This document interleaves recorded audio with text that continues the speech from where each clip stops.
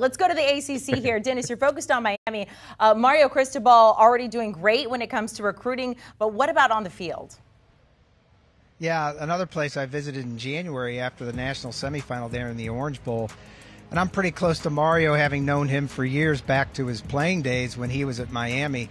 And his hiring, I think, was a result of Miami finally waking up and at least having a strategy. It seems like I've done these stories for all 4 coaches or 5 coaches that have, come after Larry Coker. Well, why is it going to be different this time? I'm not sure it's going to be different this time, but Miami has a strategy. They've thrown money at the problem. Obviously, $85 million for 10 years reportedly for Mario Cristobal.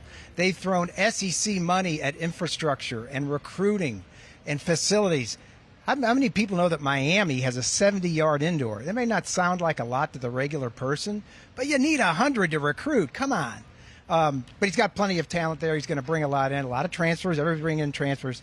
Tyler Van Dyke, the quarterback, threw for at least 316 yards in his last 4 games and totaled 13 touchdowns, so he may have the quarterback. But he wants to bring back, Mario does, the swagger of Miami. Every coach that's been there, Al Golden, everybody else, has tried and failed. Clemson is still sitting there, but with a little chink in the armor with Clemson is the ACC Open. That's what they're trying to do, get into that gap.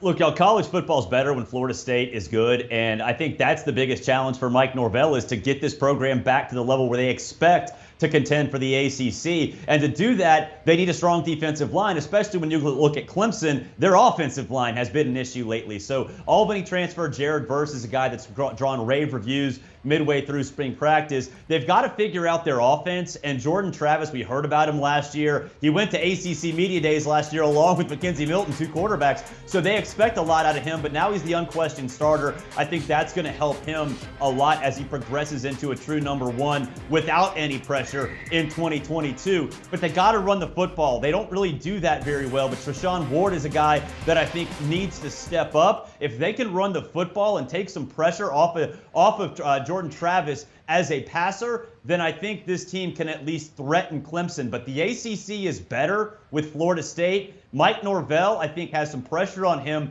to at least be relevant this year, and that's something I think needs to happen as they step forward and look to be contenders again.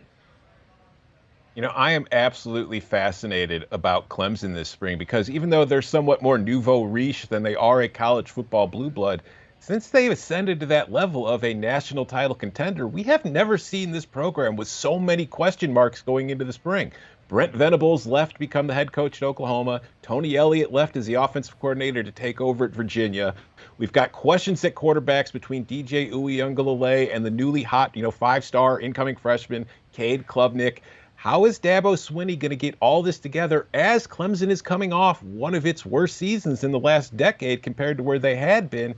It's going to be fascinating to watch this team try to rebound and get back a hold of its place in the ACC as the program that has been the conference's crown jewel the last few years. Do you want a sports network that delivers everything that matters about the game? The highlights, the picks, the instant analysis, no yelling, no fake debates, no politics. Hit the subscribe button and never miss a moment.